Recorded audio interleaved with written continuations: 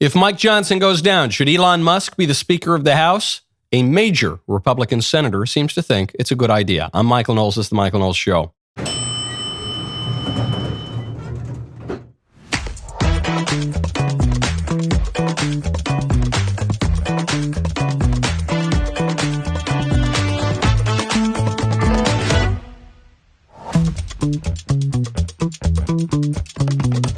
Welcome back to the show. An illegal alien from Mexico is on the run after allegedly filming himself and distributing copies of the film of himself committing an unspeakable act, unspeakable, I don't even want to say it, against an 8-year-old child. These are the people that the Democrats let in. These are the people that President Trump wants to deport.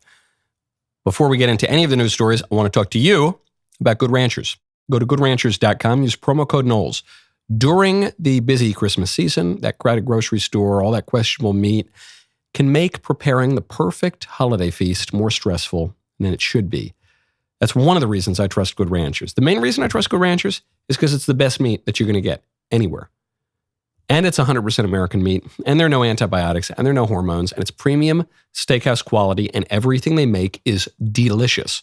And it's pre-trimmed, and it's individually vacuum sealed, and we serve it all the time at my house, and I love it. And one of my least favorite parts about going on the road is that I don't get to eat Good Ranchers. I love going on the road, but I have to eat substandard. Even if I go to a good steakhouse, it's often substandard food compared to my Good Ranchers. Right now, go get your Good Ranchers box. Maybe you get the Knowles box. In any case, you go to goodranchers.com, use code Knowles. You will get a free gift that is included in every box for a year. It's a crazy value. You will get $25 off your order. You will get free express shipping. You go to goodranchers.com. Use code Knowles. Get that exclusive offer. Goodranchers.com. American meat delivered. Elon for speaker? Who's down for it? I think it'd be pretty fun. I'm into it. What's the big deal? He'd probably do a better job than a lot of people up for it, at least according to Rand Paul. Rand Paul, major Republican senator, says the Speaker of the House need not be a member of Congress. That's true. Nothing would disrupt the swamp more than electing Elon Musk, ... Think about it, ... Nothing's impossible. Not to mention the joy at seeing the collective establishment, aka the Uniparty, lose their ever-loving minds. Now, before you say this is a crazy idea, some people are going to say it's a great idea right away.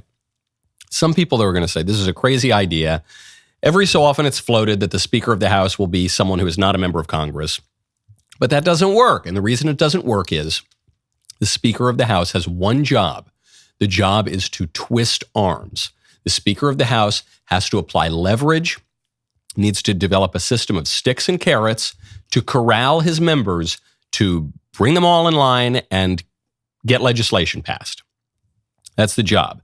It's a nasty job. It's a tough job. It intrinsically requires conciliation and compromise and wheeling and dealing. And that's why Republican speakers, especially because of the ideological diversity of the Republican conference, tend to be terrible at it and get booted out of office, as Mike Johnson very well might soon.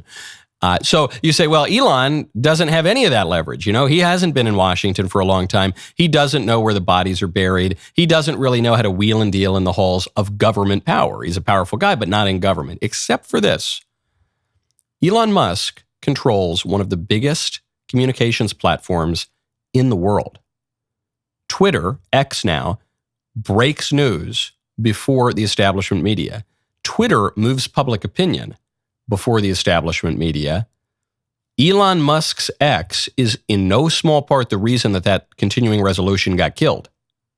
So he's got a lot of power there, power to move public opinion, and he's the richest guy in the world. So when Elon came out, when the Republican congressmen were trying to slip through that continuing resolution, and Elon said, anyone who votes for this should be primaried in 2 years.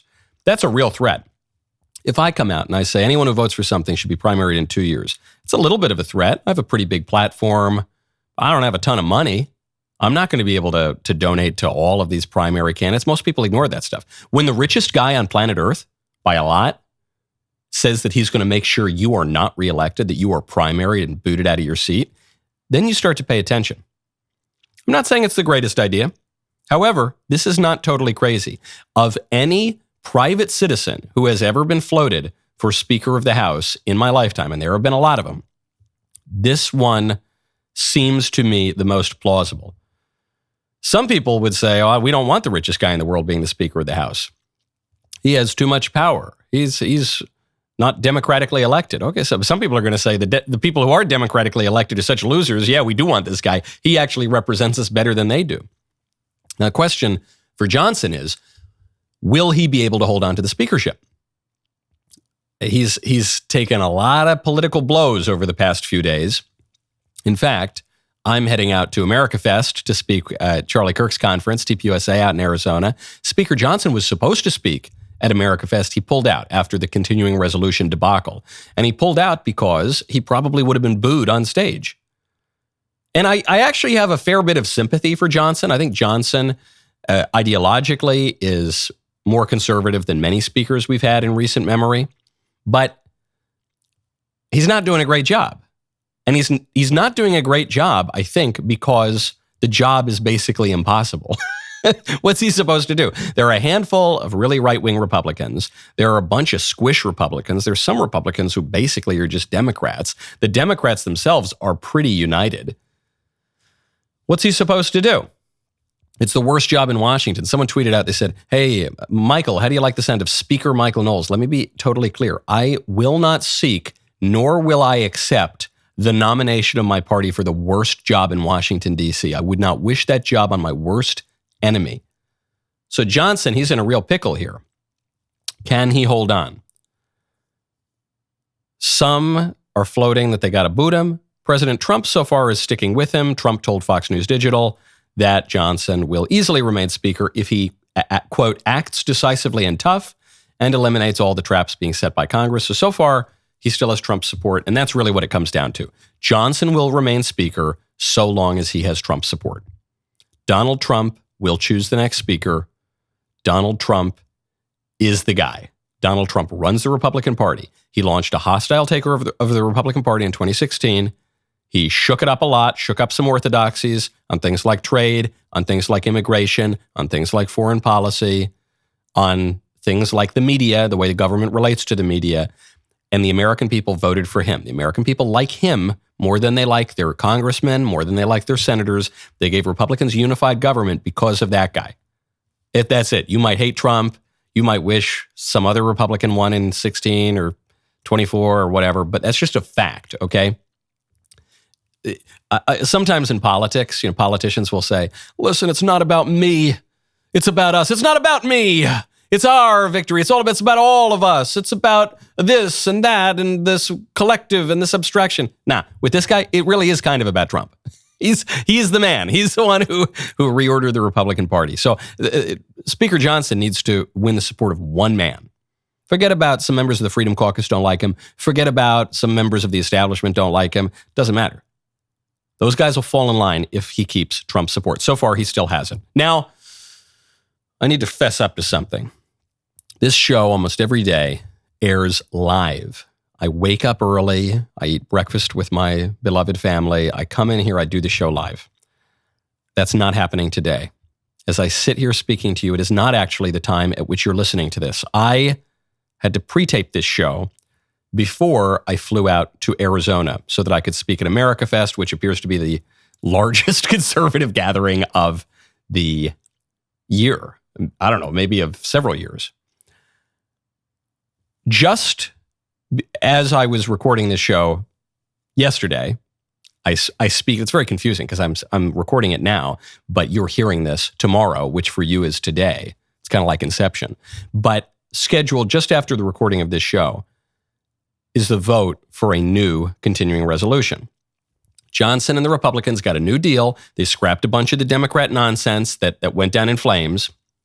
The new deal, as it was proposed yesterday, contains a 3-month continuing resolution, 2-year suspension of the debt ceiling, which President Trump wanted. That's until January 2027. A clean farm bill package, $110 billion in disaster relief. Republicans want that. Democrats want to pretend Republicans don't want that. Clean health extenders without pharmacy benefit manager reform. PAYGO scoreboard wiped to zero. No E15 provisions. All sorts of little addenda that don't really change the calculation on the bill. Now, it remains to be seen what actually ends up in the final version of that bill. Scheduled just after the recording of this show is a vote, but they might actually have to change some of the House rules to even be able to vote on the bill that was proposed on the very same day. So it might go down. It might require a rule change. The deadline is coming up fast upon us. We're hours away. And so all I know about what happened on this vote last night is that it will have been chaotic. That's all I know. And that is by design, regardless of the actual specifics of this bill. That is by design.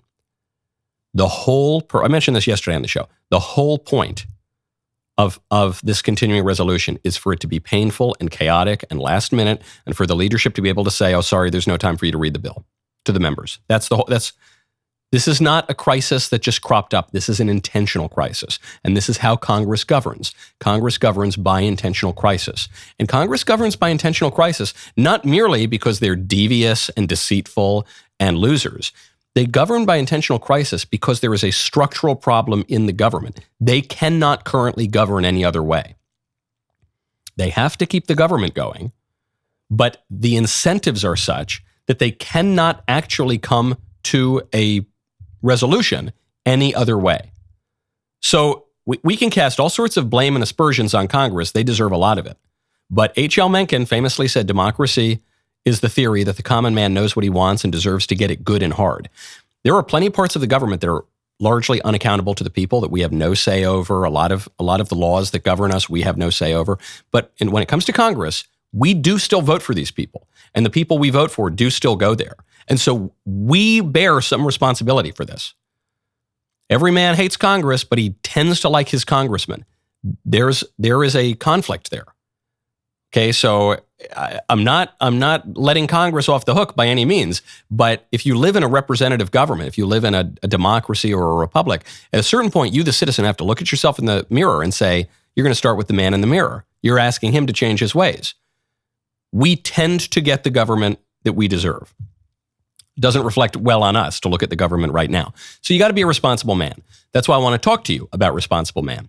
Go to responsibleman.com, use promo code Knowles. Gentlemen, I want to talk about something that the libs don't want you to have. Robust, unapologetic health.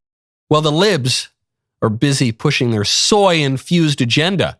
I've discovered a way to fortify ourselves against the tide of cultural decay, and that is some vitamins. Responsible Man vitamins. Now you're thinking, Michael, aren't all vitamins the same? No.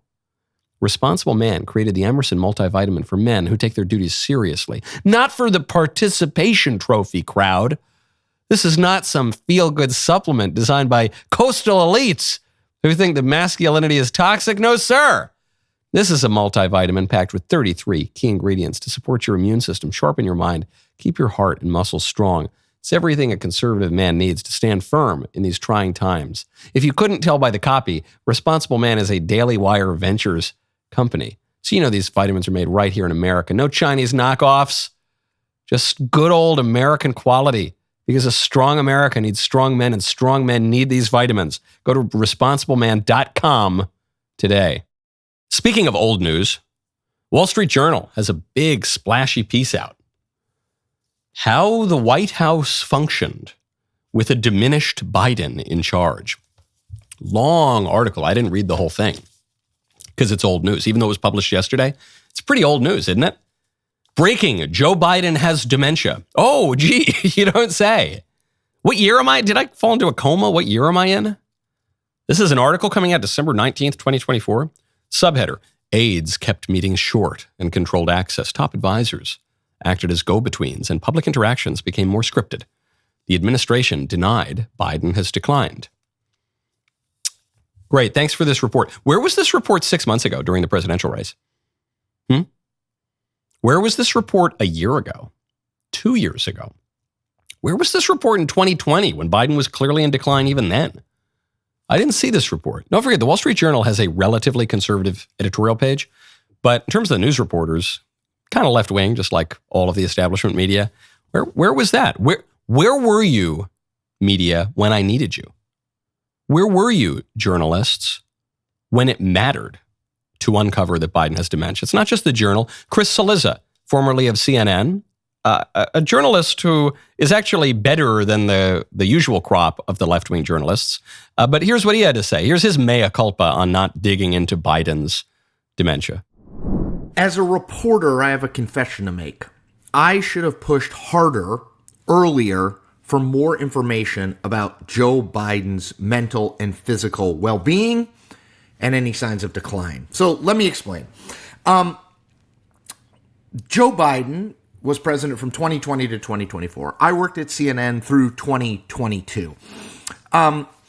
During that time, the early part when I was at CNN, 2020 to 2022, Republicans would regularly ping me and say, why don't you ask more questions to Joe Biden and how he's doing? He's 76, 77, 78-year-old man.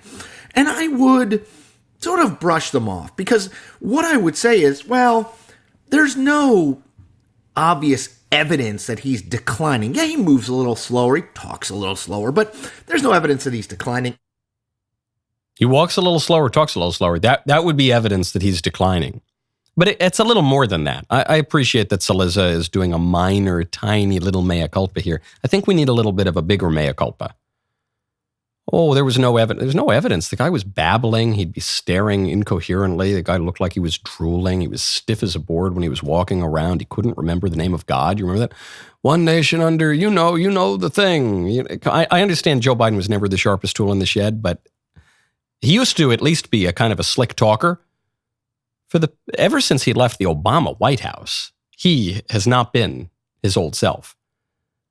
And so Cillizza admits here, he says, I brushed off those concerns. But, I shouldn't have done that. Anyway, here's my confession. Okay, good confession.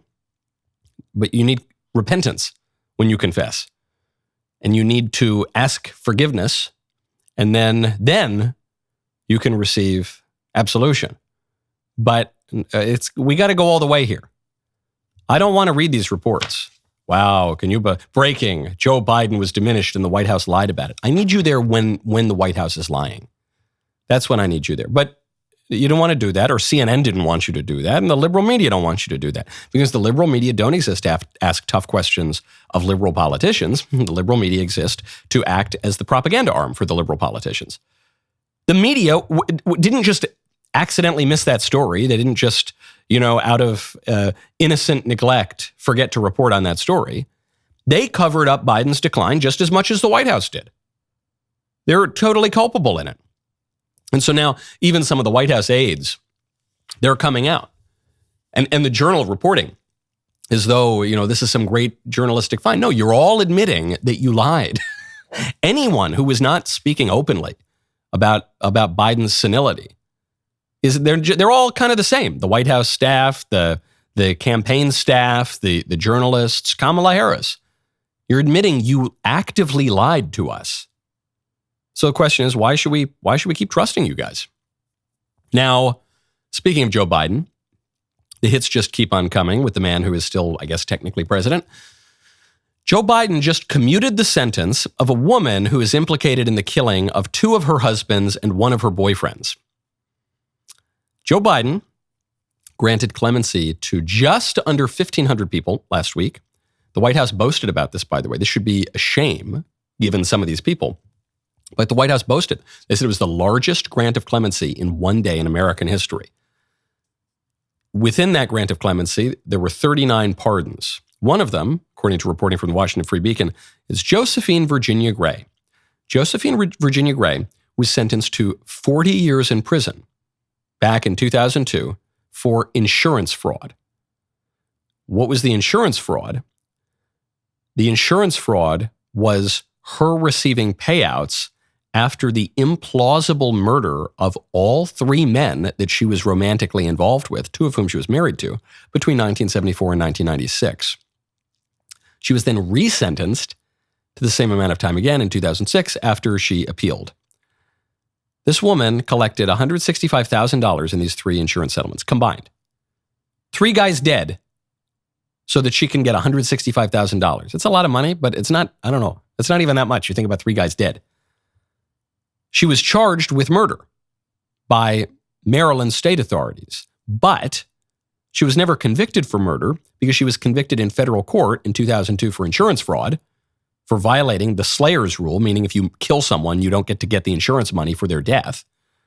And then as a result, they said, okay, well, she's going to be in prison basically for the rest of her life, so we don't need to pursue the murder charges. And Biden just commuted her sentence because he said, well, it was a nonviolent crime. Insurance fraud is a nonviolent crime, I guess. Insurance fraud because you murdered people that is a violent crime. That's at least the underlying crime there is rather violent, it would seem to me. Lets her off the hook. This is the Democrats on crime. And it gets worse from there. It's important to focus on these because you have to, in order to set Trump up for the best kind of administration, you have to show people just how bad the situation for law and order is in this country. Joe Biden granting clemency for a woman implicated in 3 murders, convicted for insurance fraud related to those murders. But here's an even worse crime. Well, a different kind of crime. It strikes the heart as worse, but both are pretty egregious.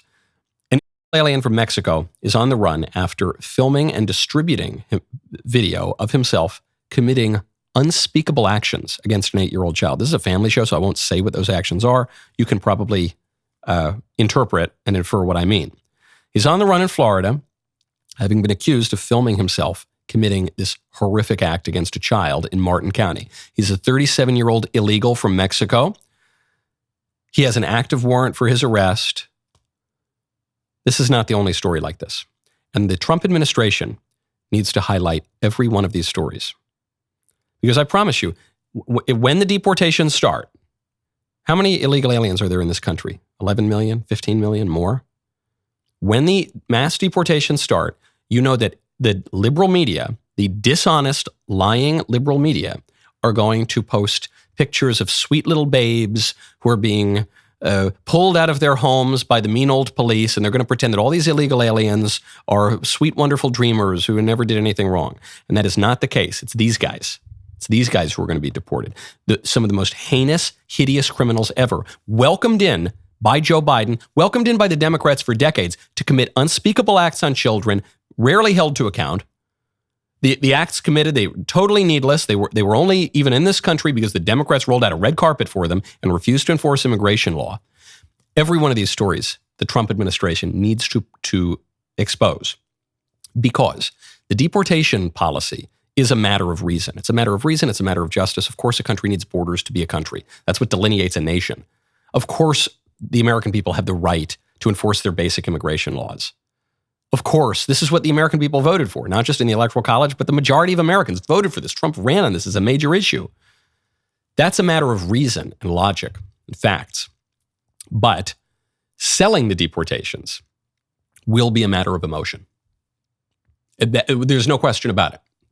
When the deportations hit, it is going to pull on heartstrings. I don't care how rock-ribbed a conservative you are, the liberal media are going to play on every little one of your heartstrings. And you should not be duped by this. You should not allow the media to trick you. The Trump administration needs to come out aggressively and show the reality of what illegal immigration means, the horrific crimes that are implied by illegal immigration. That's a matter for our side of communicators. The libs have their communicators. That's all the news networks. That's the New York Times, the Washington Post. It's all. We need our communicators to push the truth out there.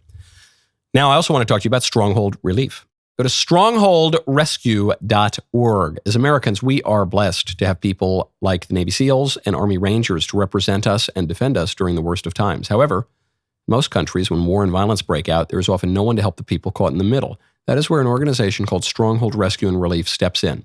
Founded by a former Navy SEAL, Stronghold sends small teams of U.S. veterans, like former Navy SEALs and Army Rangers, into active war zones to conduct rescue missions and deliver life-saving care in the most remote and dangerous places imaginable. At this very moment, Stronghold teams are deployed on the front lines of the war in Burma, assisting tribes facing genocide and ethnic cleansing. Some of these brave men will, unfortunately, remain deployed over Christmas to meet the urgent need in Burma. Stronghold is able to serve others because they're funded by a subscription model similar to Netflix. Every month, thousands of supporters each pitch in a little bit to keep Stronghold running. If you would like to become a supporter too, visit strongholdrescue.org right now. When you become a monthly supporter, you'll receive the same kind of t-shirt that Stronghold teams wear during their real-world operations. Right now, a private donor has pledged to double the donation of every new supporter up to $25,000 total. So head on over there right now, strongholdrescue.org. My favorite comment yesterday is from Daxopoulos, 8753, who says, that money, the money that the congressmen voted to give themselves in raises, or tried to vote to give themselves in raises, the CR went down. That money should be tied to actually doing your job well, like it is for the rest of us. I kind of kicked a hornet's nest yesterday because I said, of all the things in this stupid continuing resolution, to me, the least shocking one was the Congress giving themselves a modest raise. I think it was like a 4% raise, or less than 4% raise, after 15 years of not having had any raise. And I said, this is not, this is a relative. I don't really care. Maybe it's an unpopular opinion. I don't care if they give themselves a tiny little raise. It doesn't affect the budget at all. They haven't had one in 15 years, whatever. But then people say, well, they don't do their jobs. And the problem is they do their jobs. The Republicans who obstruct the Democrats are doing their jobs. The Democrats who obstruct the Republicans are doing their jobs. There are people in Congress for whom we should say it is a national disgrace that they are sitting in Congress. These people don't have integrity. They don't have intelligence. It's disgraceful that some of these people are in Congress. But someone sent them there. They did get elected. The dysfunction of Congress is a little bit just the personal failings of the members.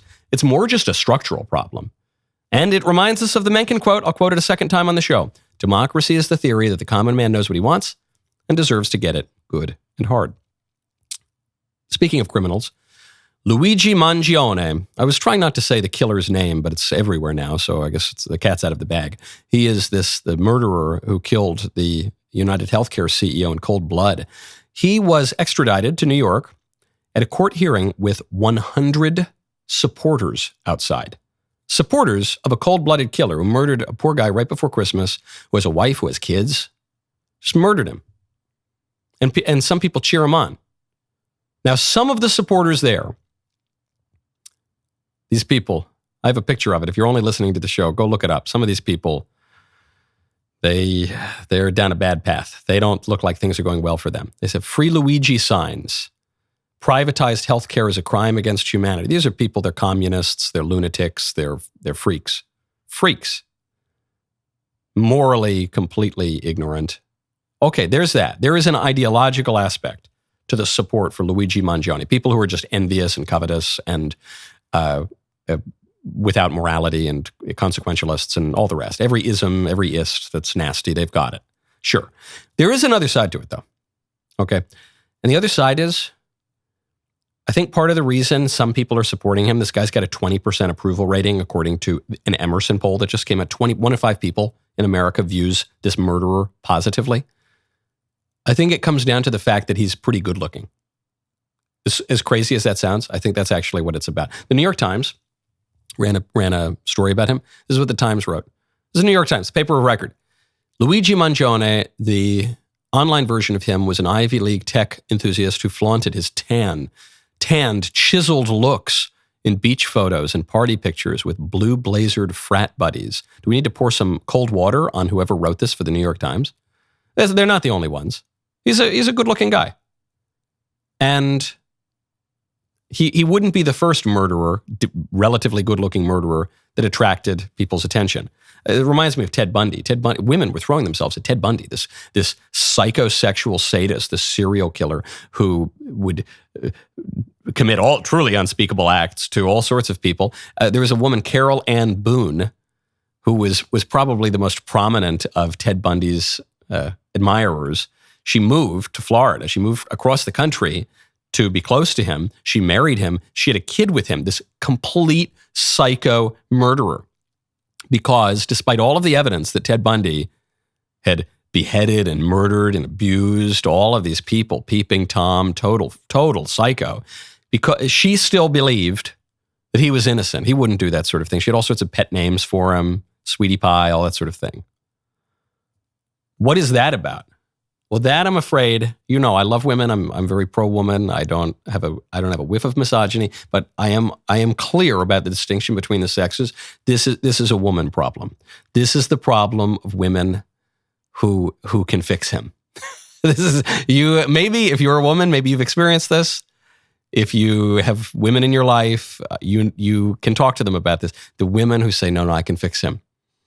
And it's men don't have this problem as much. But women do. They look at a guy, he can be a stone cold psycho killer. But if he's even moderately attractive, the woman will say, oh no, He doesn't really mean it. Don't worry. Women, they're very nurturing by nature. Women are somewhat more persuadable in certain circumstances, and they can fix him. I think that's a big part of it. I'm all for delving into the deep ideological and philosophical roots of social phenomena, as you well know. But sometimes a cigar is just a cigar. Sometimes it's just because the guy has chiseled looks and he goes and gets tanned. And I have to remind you, lest I be sued, that Luigi allegedly murdered that guy. He is but a suspect. He is not yet convicted of any crime, even if he is convicted of the crime, as it seems likely he will be, given the abundance of evidence, but he's still a suspect. If he is convicted of this crime, there will still be women who find him attractive. Not a good bet. Not a good bet to try to fix him. Luigi, Ted Bundy, anybody. Speaking of bad bets, Business Insider has a perspicacious take on 2024. Points out that 2024 was the year America started to bet on everything. And you don't even have to read the article. You know that this is true. In 2024, we saw the rise of meme coins. We were just discussing the other day how a new cryptocurrency called Fart Coin amassed a market cap of over $800 million, larger than many Fortune 500 companies. Even Bitcoin, which many people maintain is a solid investment, is a solid asset, is a form of currency. But I think most people who invest in Bitcoin, most people who buy Bitcoin, are doing that because they just want to see the price go up. So it's a speculative asset. It's just kind of gambling for most people. Sports betting. There was a Supreme Court decision in 2018 struck down a federal prohibition on sports betting. Sports betting is spread everywhere. 38 states plus District of Columbia has sports betting. This is not great. All of the betting. Now, I say this as someone with friends of mine, multiple friends of mine, for going back 15 years now. Whenever we have a meal, we go down, we have lunch, or we go to the bar, have some drinks, we will play rock, paper, scissors, shoot for the bill. We don't really split bills. We're not even that generous. Oh, please let me get this. No, we play rock, paper, scissors, shoot for I'm talking 15 years. Over the thousands and thousands of dollars over the years. You figure 15 years, the people you spend the most time with, you play every single bill. That's a kind of a gambling. Even last night, I bought my annual lottery ticket. My wife, so a friend of mine bought a lottery ticket. I accidentally bought 3, actually, because I don't really know how to buy lottery tickets. So I'm not, I play poker sometimes. I'm not totally opposed to gambling. Gambling, I don't think, is intrinsically sinful. But gambling is, I think, acceptable. I believe St. Thomas Aquinas agrees on this. It's acceptable when it is a form of entertainment, when it is a way to facilitate conversation. You know, you sit around, you play a low-stakes poker game, you're having conversation. It's a way for guys to hang out. So that can be really good. It can be kind of fun. Harmless entertainments, that can be games. There's a role for games in society. Where it becomes disordered is when you get a little too invested into it. When you begin to think of gambling and games as investments. That's really bad for the country because it becomes irresponsible. Because it is unreasonable. We're talking about games of chance. We're talking about the wheel of fortune that you cannot control. It begins to reek a little bit of desperation. If you've ever known a real gambler, you know real gamblers are desperate. I kind of hate gambling, even though I do a little bit for the meal here or the coffee or the whatever. I kind of hate gambling because I hate losing money and I expect I'm going to lose money when I gamble. Do it for a little bit of fun, okay. But if you do it where you say, I really want that money, I really need that money, that seems desperate. Because you can make money by working. You can make money by planning and working and being diligent. But I think this reflects a broader issue for the country, because I think the country, in many, many ways, has become irresponsible. Certainly, we've abused our liberty to licentiousness, just as our founding fathers warned us not to. I think the country has become unreasonable. I think our politics is now largely a matter of irrational will, just clubbing each other over the head. And the country's become desperate. 1 in 5 women is hooked on depression pills. If that's not desperation, I don't know what is. People report being lonelier, sadder, more anxious. Men are dying deaths of despair, suicide, overdosing. That's a desperation. That's not good. It's not that gambling is making us desperate and irresponsible. It's that the gambling is a symptom of that. The fact that even our investments now are largely gambles. Now, a little good news before we get into the mailbag from my own state here. This is in the Tennessean.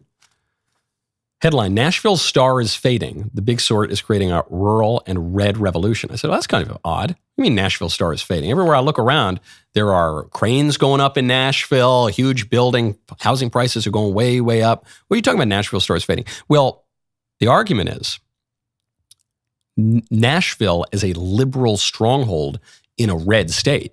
That's what's fading. And why is that? A lot of people are moving to Nashville. I was one of those people. They're moving. Well, I'll just quote from the article.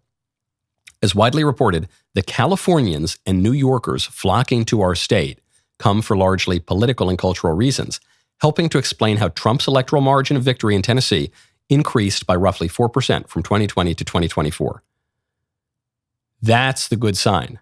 The population growth coming from blue states, myself included, within the last 5 years, coming from blue states has made the state that everyone's moved to significantly more red, significantly more conservative. This is a good sign about the big sort. When I first went to move to Tennessee, it was a local. I was looking around and she said, hey, don't you California my Tennessee? I said, lady, I'm not your problem. I promise you.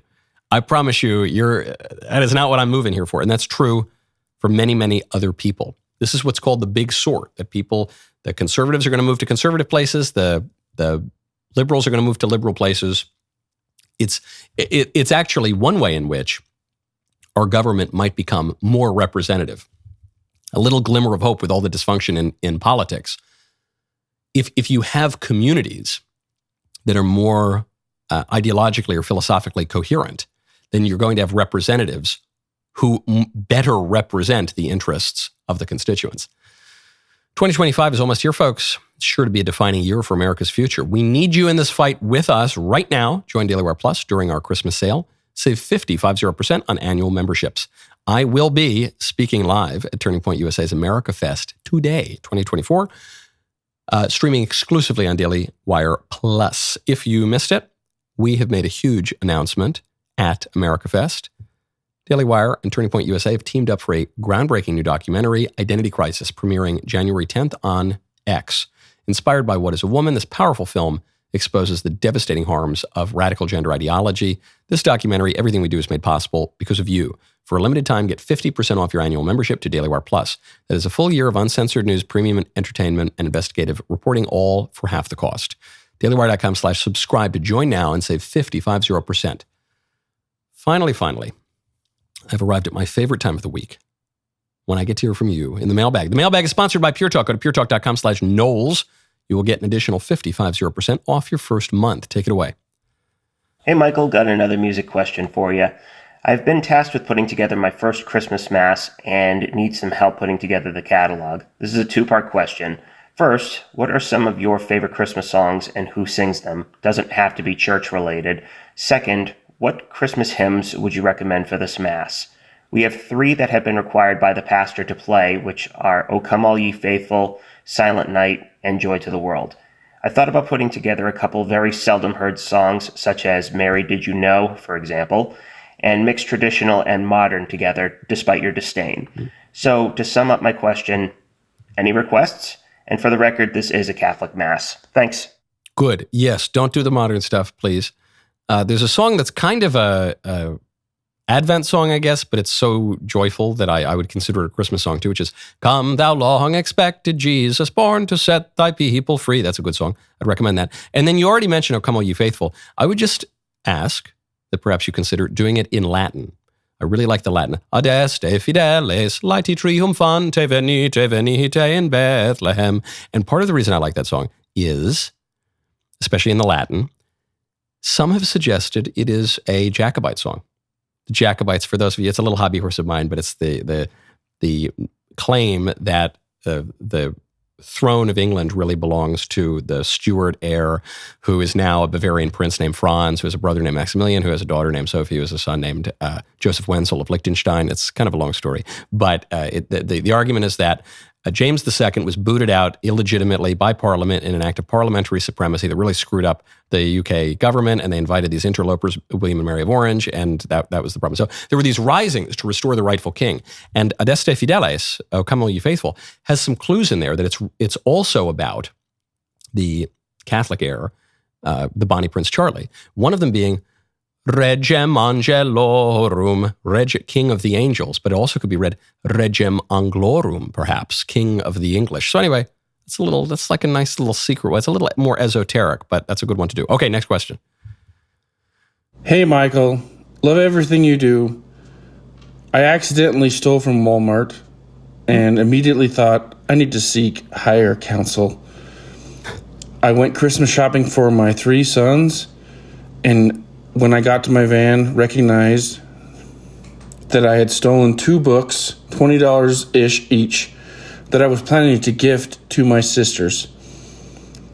I went back in to pay for them, and both the doorman and the lady at the checkout was like, just keep it. What are you doing, man?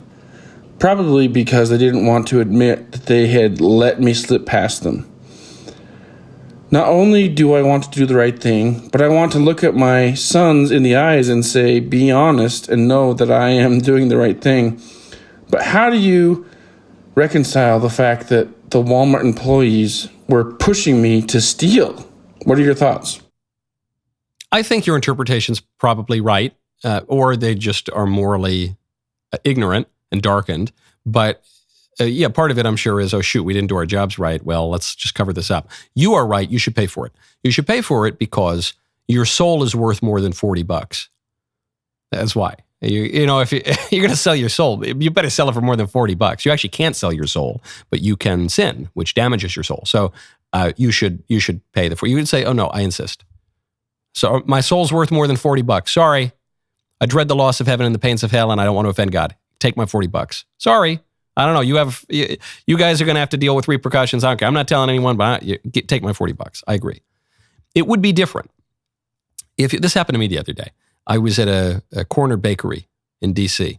and I was getting some food for my kids. And I mentioned my kids, and the lady behind the counter, very nice, she said, oh, how old are your kids? Oh, how many do you have? She said, I want to give you a couple cookies. I said, oh, that's so sweet. And I respect her authority as a worker. She doesn't own the place, but she's a worker there. And I respect her authority and judgment to be able to give me a couple cookies. I didn't insist on paying for the cookies. But in this case, you were not offered something by the store. You just accidentally took something. And then they wanted to brush it under the rug. The staff didn't want to admit that they missed out. Pay the $40. Next one. Hey, Michael. I got into a very heated argument with a friend the other day about, is it cheating to be looking at lewd drawings, whether it be of a human woman or cartoon characters, instead of watching traditional? I argued that yes, it is, as the drawings are meant to portray women in provocative manners and is demeaning. But my friend argues that it is no different than seeing a painting in an art gallery and getting turned on by it. I then retorted that those paintings are meant to depict the beauty of the feminine figure in the same way something like the statue of David is meant to portray the majesty of a male figure, to which my friend replied, if he becomes sexually attracted to it, it's no different than... Honestly, it's like talking to a painting, and even the paintings would understand better. I'd really love your perspective on the matter. Thank you. And I will say it since we can't say it in public anymore, apparently, but I hope you and your family have a Merry Christmas. Thank you very much. Good question. Yes, you're right. Don't look at lewd images, whether they are photographs, whether they are paintings or cartoons or other drawn images that look a lot like photographs or whatever. If it's lewd, don't look at it. What's the difference between, looking at you're looking at some naked lady and, I don't know, the birth of Venus or something? What's the difference? I don't know, man. If you're walking around beautiful art galleries, becoming aroused by Botticelli, something's gone wrong in your head.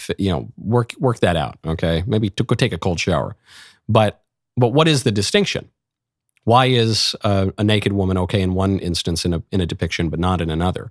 It's about whether or not the image appeals to the prurient interest. That's a word that we don't even really use much anymore.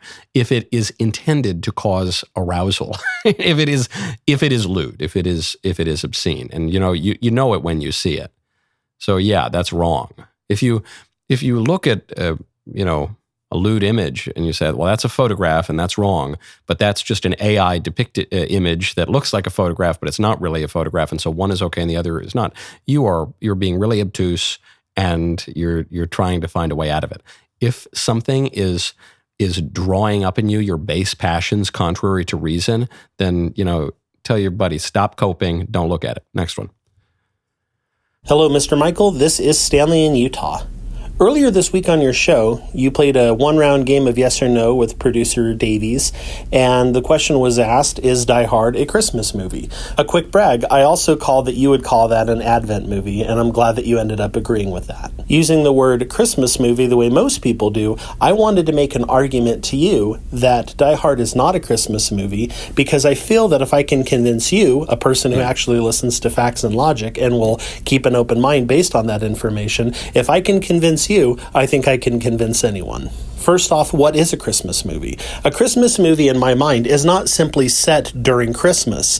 If that were the definition, then we'd have to consider movies like While You Were Sleeping with Sandra Bullock, or the second Batman movie, Batman Returns with Michael Keaton. Those would have to be Christmas movies, and simply because they're set during Christmas. My definition of a Christmas movie is one that you would only watch during that Christmas, or, for your sake, Advent season. For example, you probably would not watch movies like White Christmas or Home Alone on a given day in July. Die Hard is a movie that if someone came in and I was watching it in the middle of summer, they wouldn't say, hey, why are you watching this Christmas movie right now? They would just sit down and enjoy the movie with me. Anyhow, that's my contention. I would love to know if that was convincing to you. Have a great day. That's a persuasive argument, but then does that mean that it's also not an Advent movie? What is it? Well, the question, you've convinced me on what is a Christmas movie, but our next Daily Wire documentary has to be, what is an Advent movie? We'll get to at least one written mailbag question from George. Michael, what is the woke right? I keep seeing this term bandied about on X. Seems like every other post, but when I ask someone for a definition, all I get is grief for asking. It just seems to me that it's another instance of conservatives cutting their own throat, which they seem to do quite often. They often do. The woke right is a polemical term that means pretty much anything and therefore means nothing. The liberals, classical liberals and libertarians and neoconservatives sometimes use the term woke right to refer to classical conservatives who are not liberals or libertarians, or traditionalists, or fascists, or the Nietzschean right, the irreligious right, or really anyone who's not a liberal. Conversely, the illiberal right, be it Nietzschean, be it alt-right, be it this right or whatever kind of right, they sometimes use the term woke right to refer to the liberals and the libertarians and the neoconservatives because they are more liberal, they share more in common with the left, and so they're kind of like the woke. And so it's really, the term is just being thrown by everyone at everyone else in order to claim what it really means truly to be conservative. So I don't use it. I don't find that term to be helpful really at all. If we're going to try to argue about the heart of conservatism, then just come down to it. The people who say, you're on the woke right because you're not a liberal like me. Well, no, I'm a conservative. I'm a conservative because I'm not a liberal. So we're not all the same. There are a lot of people on the right and a lot of groups that don't agree with each other. The classical liberals, the post-morality, post-Christian Nietzschean right, the traditionalists, the neocons, the populists, they say, I'm not the first to observe it, that obscure political monikers are the right-wing version of gender pronouns. And because there are all these ideologically incompatible groups, that's part of the reason that the Republican conference can't really ever get anything done in government, why they have a lot more trouble doing that, because the left is united. They're all basically progressive of one shade or another, whereas on the right, we never seem to agree on anything. The rest of the show continues now. You do not want to miss it. Become a member. Use code Knowles, KNWLES, at checkout for 2 months free on all annual plans.